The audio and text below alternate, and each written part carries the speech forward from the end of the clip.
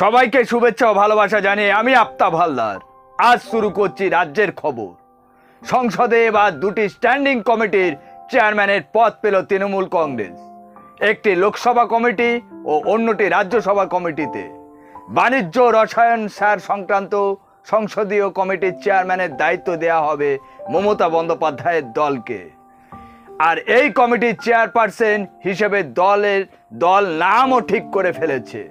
বাণিজ্য সংক্রান্ত কমিটির চেয়ারপারসন করা হচ্ছে রাজ্যসভার সদস্য দোলা সেনকে, আর রসায়ন ও সারের তৃণমূলের টিকিটে প্রথমবার জিতে আসা লোকসভা সদস্য কীর্তি আজাদকে। আনুষ্ঠানিকভাবে এই দিন সংসদীয় স্ট্যান্ডিং কমিটির নাম ঘোষণা করল লোকসভা এবং রাজ্যসভার সচিবালয়। তবে তার আগে সংসদ বিষয়ক মন্ত্রী কিরেন রিজিজু সব দলের দুই সভার নেতার সঙ্গে ঘরোয়াভাবে আলোচনা করেছেন। এর আগে রাজ্যসভায় এক কমিটিতে ডেরেক বায়ান ও লোকসভা কমিটি সুদীপ বন্দ্যোপাধ্যায়, আবার কখনো কল্যাণ বন্দ্যোপাধ্যায় চেয়ারম্যানের দায়িত্ব সামলেছেন। কিন্তু এবার তৃণমূল এক ব্যক্তি এক পদ নীতি নিয়েছে বলেই দলীয় সূত্রে জানা গিয়েছে। তাই রাজ্যসভায় দলনেতা ডেরেক ও লোকসভায় দলনেতা সুদীপ বন্দ্যোপাধ্যায়কে আর স্ট্যান্ডিং কমিটির চেয়ারম্যান করা হচ্ছে না।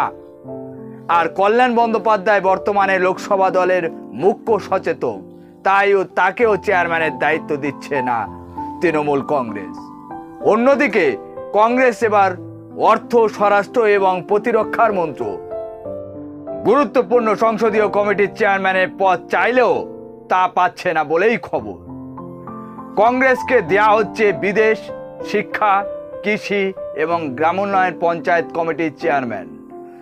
এআইসিসি সূত্রে খবর, এই চার সংসদীয় কমিটির চেয়ারম্যানের পদে যথাক্রমে শশী থারুর, দিগ্বিজয় সিং, চরণ সিং চান্নি এবং সপ্তগিরি উল্কাকে বসানো হবে। সমাজবাদী পার্টিকে একটি সংসদীয় কমিটির চেয়ারম্যানের পদ দেয়া হবে, সেটি হলো স্বাস্থ্য পরিবার কল্যাণ। দলের রাজ্যসভার প্রবীণ সাংসদ রামগোপাল যাদবকে ওই পদে বসানো হবে।